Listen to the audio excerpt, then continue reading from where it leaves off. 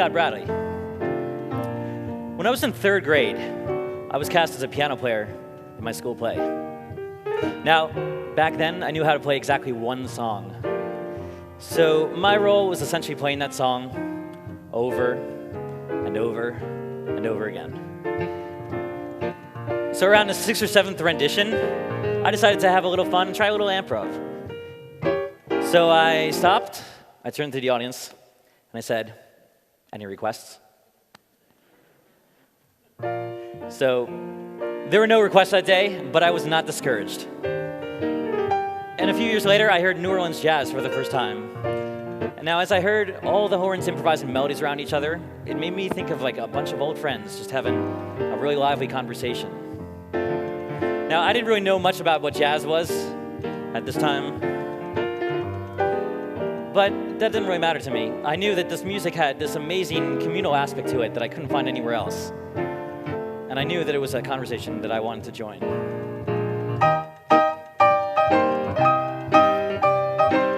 So fast forward to 2006.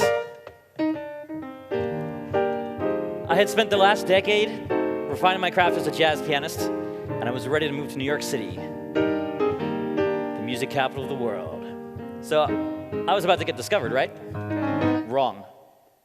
Unfortunately for me, it was the music capital of the world because everyone was a musician. I soon received an unsolicited education about the harsh realities of life as a musician. The city was full of great jazz musicians, and there just simply wasn't enough work to go around. And when I did have a gig, I was treated largely as background music, or at best, a museum piece from a bygone era. The general public couldn't find any relevance in the type of music I was playing, and I couldn't say that I blamed them.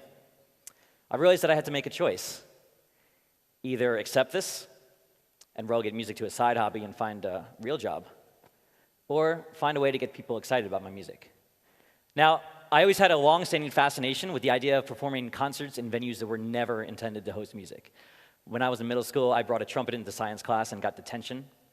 When I was in high school, I had a band where we only played at convenience stores, at gas stations, in the middle of the night.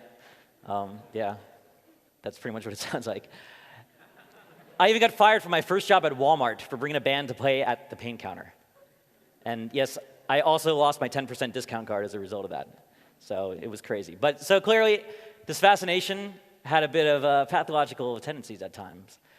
But this time, it led me to a venue that not only tolerated my unconventional performances, but also found a way for the whole audience to take part in them. Back in 2006, I decided to have some fun one day, and as an experiment, I recorded myself playing a medley of 80 songs done in the style of ragtime. And I'll show you what that sounds like.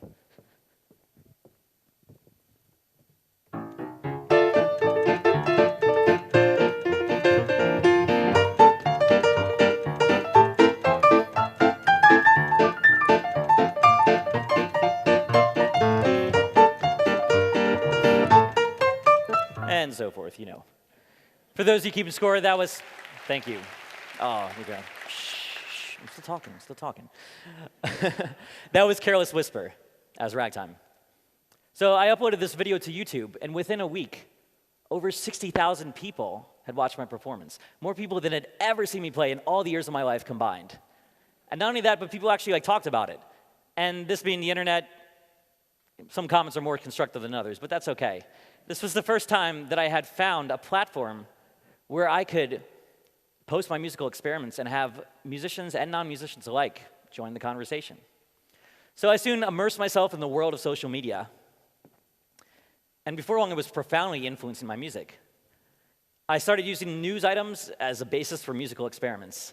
When I heard that irate residents of Detroit had petitioned against plans to have the band Nickelback play at a halftime show, I decided to split the difference and offer a compromise by arranging a Nickelback song in the style of Motown. Today, a Motown tribute to Nickelback, and that is a real name. That's the name of the band and also the description of it. We have a CD, and we have played at a major Canadian festival. So now all of this is all well and good, but I couldn't help to think back to my beloved New Orleans jazz. That's what got me on this path in the first place. How could I share the conversation of improvised music with my online audience? How could I draw inspiration from them in a live setting? How could I make them feel like they're in the same room as me, not just listening, but actively contributing? One day, I was playing a restaurant gig, and I decided to stream it over the internet. Unbeknownst to all the diners that night, I was actually taking requests of people all over the world, some thousands of miles away. That was the first time I've ever played a mashup of George Gershwin and Rihanna, for instance. So my mind raced with the possibilities that this technology held for musicians like me. I realized that I had found a way to turn my background music performances into social media events. Emote Control is a website. It's an online performance space that allows and invites the audience to literally engage in conversation with the performers and influence performances all in real time. By utilizing streaming video technology and social media interactivity, I was able to create a space where viewers could connect with performers, share ideas, and create content just instantaneously. So what that means for me as an improvising musician is that I now have a way to draw on the whole creative energy of a live audience from the comfort of my New York City apartment, or from, say, the stage at TedX Orange Coast. Let's put the website up there. So what do you guys want to hear? I'm here on the stage.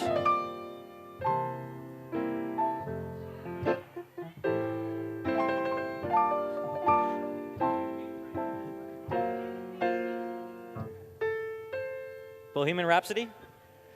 Oh, that's a good one. Wait, What a Wonderful World. I love that song, but maybe we'll match it up with Bohemian Rhapsody. It sounds like this.